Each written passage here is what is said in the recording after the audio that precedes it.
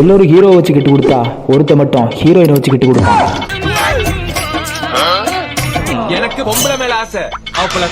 Family ஆடியன்ஸ்க்கு படம் எடுக்கிறேன்னு சொல்லி வயசு பசங்களோட பல்சை புரிஞ்சு படத்துக்கு படம் கலர் கலரா கவர்றதுக்கு கவர்ச்சிகள் இருக்கும். அங்கதான் நிக்கிறான் Varghese. I will do glamour, not vulgarity.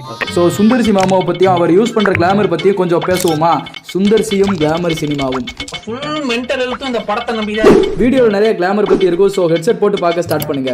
தென் இதே மாதிரி டிஃப்ரெண்டான கண்டென்ட்ஸை வீக்லி 3 times தருவோம். நம்ம சேனலை இப்போவே போய் சப்ஸ்கிரைப் பண்ணி வச்சுக்கோங்க. இப்படி தாங்க பெருசாக ஸ்டோரி ஸ்க்ரீன் பிளே ஏன் இன்ட்ரெஸ்ட் கூட இல்லாமல் ஓல்டு ஃபார்மட்ஸ் எல்லாத்தையும் மொத்தமாக போட்டு கிண்டி கலக்கி கிளாமர் மசாலாவை அப்படியே மலை மாதிரி தூவி அப்படியே எண்டிங்கில் கலர் கலராக ஹீரோயினை ஆட விட்டா போதுங்க, படம் ஹிட்டு. இதுதான்டா சினிமா அப்படின்னு காட்டுவார் நமக்கு. இவரோட லாஸ்ட் 2 படமான அரண்மனை 4 அண்ட் மதகத ராஜா இது மட்டுமே பார்த்தீங்கன்னா சடனாக ஹிட் ஆயிடுச்சு இவருக்கு. அண்ணனுக்கே அது ஷாக்கு. அப்புறம் ஏன் இந்த படம்லாம் ஹிட் ஆச்சு அப்படின்னு பார்த்தா கொஞ்ச நாளாக தமிழ் சினிமாவில் வயலன்ஸ் கன்னு ஹை பட்ஜெட்னு சொல்லி ஸ்டோரியே இல்லாமல் சில படங்களை எடுத்து போட்டு தாக்கிட்டு இருந்தாங்க. இதெல்லாம் வச்சு ஆடியன்ஸ் வந்து பார்த்தீங்கன்னா இதாண்டா ஜானர் அப்படின்னு சொல்லி கொலையாக கொண்டுட்டு இருந்தாங்க. ஸோ இப்போ இதே மாதிரி கண்ணுக்கு கூலிங்காக ஹீரோயினே நல்லா சிரித்து என்ஜாய் பண்ண காமெடி எண்டிங்கில் ஒரு மஜா ஐட்டம் சாங்கு இது இருந்தால் போதுண்டா நாங்கள் 2.5 மணி நேரம் என்ஜாய் பண்ணி ரசிப்போண்டா எந்த படம்னாலும் அப்படின்ற மாதிரி ஆடியன்ஸ் வந்து பார்த்தீங்கன்னா மாறிட்டாங்க.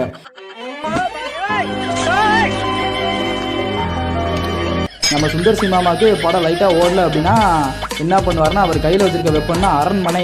இவர் அரண்மனை 5லேருந்து 10 பாட்டு வரைக்கும் இப்போ வச்சிருக்காராங்க.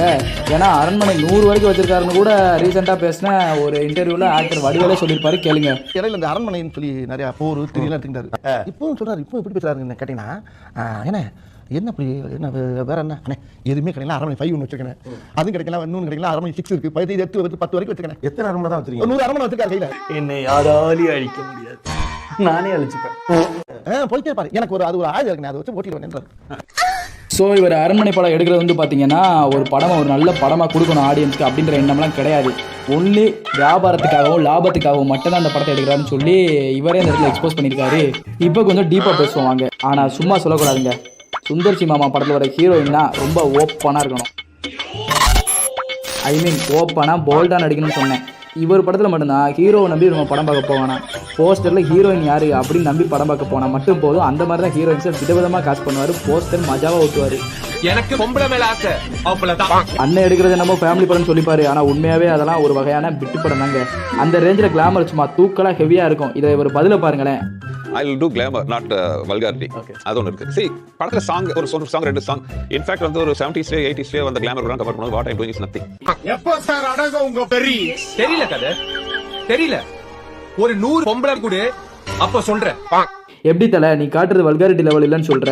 ஒரு பொண்ணு ஒருத்தர் ரேப் பண்ணுற மாதிரி காட்டுறான் அப்படின்னா அது ஸ்டோரிக்கு தேவை அப்படின்னா அந்த இடத்துல வைப்பாங்க. பட் அதுக்கு பேர் வல்காரிட்டின்னு வச்சுக்கோ. அதே பொண்ணை ஹீரோ வந்து இன்ச்சா அவளை எல்லா இடத்துலையும் பார்த்து ரசித்து அதுக்கு க்ளோஸ்அப் ஷாட் வேறு தனியாக வச்சு அரைக்குறையாக ட்ரெஸ் வச்சு அதுக்கு ஒரு 4 சாங் வச்சு அந்த பாட்டில் பெட்டில் என்னெல்லாம் பண்ண வேண்டியன்றது எல்லாத்தையுமே பாட்டில் ஓப்பனாக ஹீரோயினை எல்லாம் பண்ணுவான். கிட்டத்தட்ட ரேப் மட்டும் தான் பண்ணலன்னு வச்சுக்கோ. ஆனால் அந்த பொண்ணு பின்னாடியே சுற்றி அந்த பொண்ணை இன்ச்சு பை இன்ச்சு பார்த்து அங்கே பார்ப்பான் இங்கே பார்ப்பான் இது எல்லாத்தையும் பார்த்து கடைசியில் தான் வந்து பார்த்தீங்கன்னா ஹீரோயின் வந்து ஏற்றுக்குருவாங்க. தென் லவ் வரும், அங்கே ஒரு கசம்சா சாங்கு. இதுக்கு பேர் வல்காரிட்டி இல்லை, அப்படிதானே? தலைவர் வந்து பாக்ஸ் ஆஃபீஸை பற்றி கேட்டதுக்கு என்ன சொல்லியிருக்காரு பாருங்க. அதெல்லாம் உண்மை பொய் இல்லைங்க. சும்மா 500 crore 1000 crore சும்மா பேப்பரில் போடுறோம். எத்தனை ப்ரொடியூசர்ஸ் வந்து நூலாகி அந்த தப்பா போட்டால் அந்த ஹீரோக்கு அடுத்த படம் தர மாட்டாங்க. அதுக்காக எல்லா படமும் 500 கோடி 600 கோடி 1000 கோடி எல்லா படமும் 100 கோடி 200 கோடிங்கிறதுலாம் சும்மா போய். தலைவா இதை பற்றி சொல்கிறேன். நம்ம சுந்தர்சி எடுக்கிற படம் வந்து பார்த்தீங்கன்னா ஓவரால் தமிழ்நாட்டில் மட்டும்தான் ரிலீஸ் ஆகக்கூடிய மாதிரி சின்ன சின்ன படங்கள் தான் சுந்தர்சி எடுப்பார்.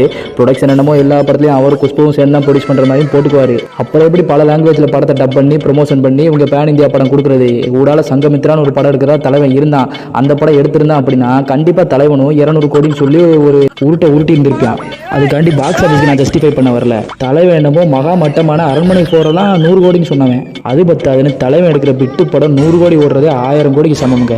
இதெல்லாம் பார்த்தா ரஜினியோட படமும் விஜயோட படங்களும் தான் பார்த்தீங்கன்னா ஓவர்சீஸாக ரிலீஸ் ஆகும். அப்பப்போ அஜித் மூவிஸ் ரிலீஸ் ஆகும். அப்படி ஓவர்சீஸாக இந்தியா முழுக்க ரிலீஸ் ஆகிறப்போ நார்த் சைடில் இருந்தால் கலெக்ஷன் அதிகமாக அள்ளுவாங்க, தமிழ் சைடில் இருந்து கம்மியாக தான் வரும். அதை வச்சு தான் இவங்க வந்து பார்த்தீங்கன்னா 200 கோடி 300 கோடின்னு கணக்கு காட்டுறாங்க. அதில் சம்டைம்ஸ் பல இது ஃபேக்காக இருக்கலாம். பட் அது எல்லாமே வந்து பார்த்தீங்கன்னா பெரிய ஸ்டார்ஸோட படனால அப்படி ஒரு ப்ரொமோஷன் பண்ணி எல்லா சைடில் இருந்தும் ஃபேன்ஸ் இருக்காங்க. ரஜினி படத்தை பார்க்குறதுக்கோ விஜய் படத்தை பார்க்குறதுக்கோ அஜித் படத்தை பார்க்குறதுக்கோ. பட் நீங்கள் உங்களை வச்சு எடுத்துக்கிற படத்தையோ நம்ம அனகொண்டா சாரை வச்சு எடுத்துக்கிற படத்தையோ இந்திய அளவுக்கு பார்க்குறீங்களா ஆள் இல்லைங்க. அப்படிப்பட்ட ப்ரொடியூசரும் நீங்கள் இல்லை, அதை முதல்ல புரிஞ்சுக்கணும். சரிங்களா? இதே மாதிரி தலைவனோட கவர்ச்சி கைவசம் நிறையா இருக்குங்க. இதை பற்றிலாம் நிறைய பேச வேண்டியது இருக்குது. நிறைய ஆக்ட்ரஸை பற்றி இவர் பண்ணது, இவர் பேசினது, பொண்ணுங்கனால இப்படி தான் இவர் சொன்னது, இந்த மாதிரி ஏகப்பட்ட கண்டென்ட்ஸ் இன்னும் அதிகமாக இருக்குது. அது இந்த வீடியோவில் ஆட் பண்ணோன்னா வீடியோ லென்த் அதிகமாகிடும். அதனால் அந்த வீடியோவை நான் பார்ட் 2 இன்னும் 2 நாள் அப்லோட் பண்ணுறேன். ஸோ நம்ம சேனலை சப்ஸ்கிரைப் பண்ணி இந்த வீடியோவை லைக் பண்ணி பார்ட் 2 வேணும்னா கமெண்ட் பண்ணுங்கள். 2 நாள் அப்லோட் பண்ணிடுவேன். நம்ம சுந்தர்சி மாமாவுக்கு இப்போதைக்கு நான் லீவ் விடுறேன். டாட்டா, பாய் பாய். பார்ட் 2ல சந்திப்போம் மக்களே.